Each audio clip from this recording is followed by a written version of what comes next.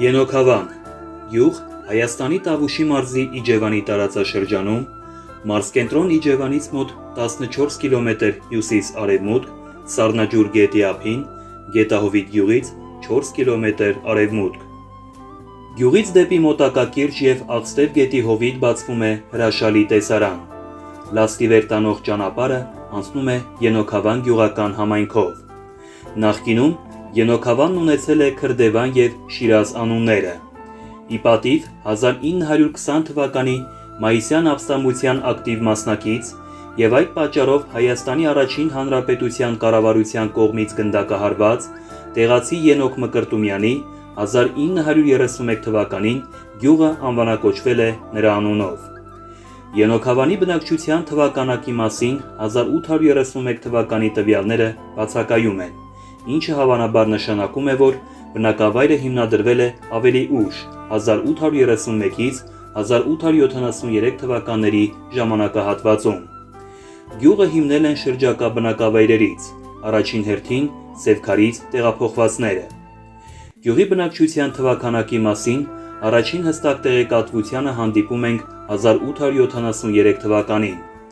Զավեն Կորկոտյանի Խորհրդային Հայաստանի բնակչությունը վերջին հարյուրամյակում աշխատության մեջ նշվում է, որ 1873 թվականին գյուղը ունեցել է 301 բնակիչ, բոլորն էլ հայ։ Խորհրդային տարիներին Ենոքավանի բնակչությունը ոչ միայն չի աճել, այլ փոքր-ինչ նվազել է։ Վերջին տարիներին Ենոքավանի բնակչությունը աճել է, 480-ից դարձել է 554 մարդ։ Բանն այն է, որ գյուղը դարձել է էքստրեմալ և արկածային զբոսաշրջությամբ հետաքրքրվողների սիրված վայրը։ Գյուղում է գտնվում Հայաստանի առաջին էքստրեմալ զվարճանքի վայրը՝ Yell Extreme Park-ը։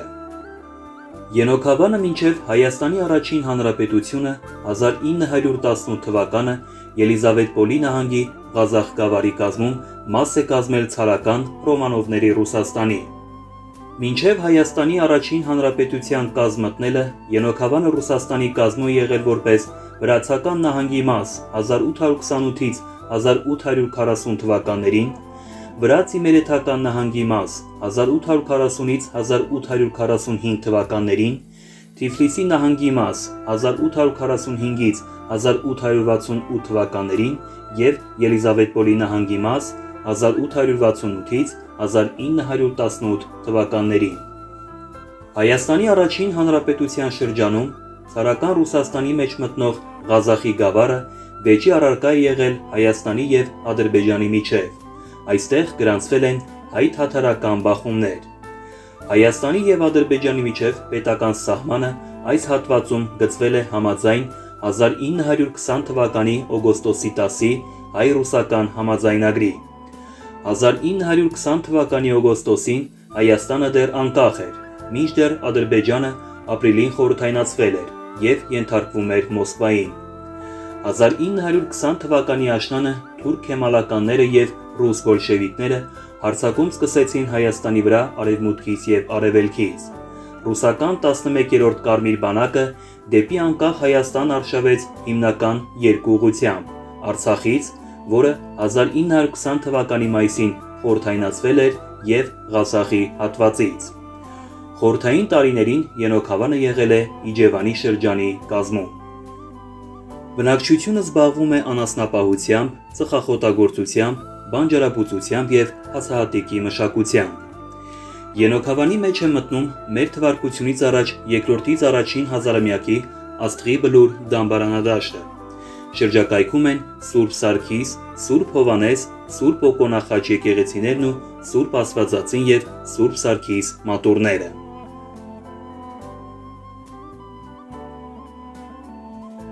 Աստղի Բլուր ամրոց ռազմական կառույց Հայաստանի Տավուշի մարզի Ենոքավան գյուղից 2 կիլոմետր հյուսիս-արևելք մի բարձունքի վրա։ Կիկլոպյան ամրոցը և դամբարանադաշտը պատկանում են վաղ երկաթի ժամանակաշրջանին, մ.թ.ա. 10-ից 5-րդ դարեր։ Աստղի Բլուր ամրոցը զբաղեցնում է 2 հեկտար տարածություն։ Դա մի լեռնապար է, որի արևմտյան մասը միանգամից ընդհատվում է։ Հենց այդ ընդհատման վայրում էլ գտնվում է Աստղի բլուր ամրոցը, որը շրջապատված է կրկնակի և եռակի շարված պարսպապատերով։ Ամրոցը Թալա գետին է միանում 2 կիլոմետր երկարությամբ ստորգետնյա ուղիով։ Գետի կողմից ավերվել է թունելի մուտքը։ 1965-ից 1966 թվականներին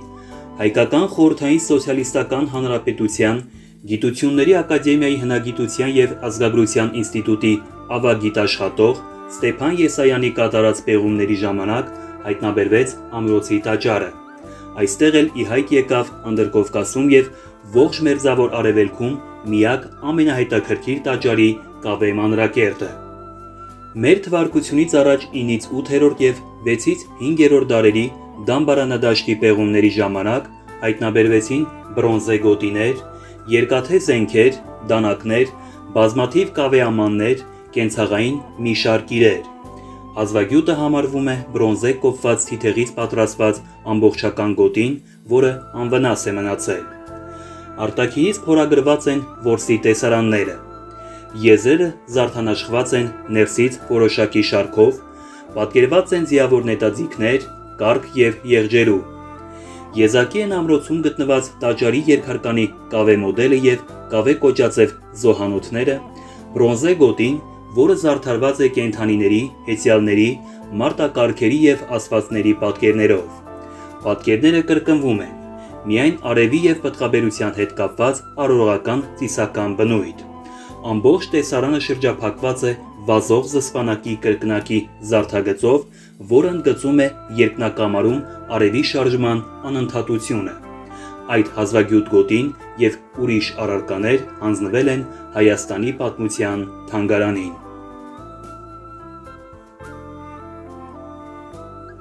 Տեղակայված լինելով Տավուշի մարզի Ենոքավան գյուղի գեղատեսիլ սարերում,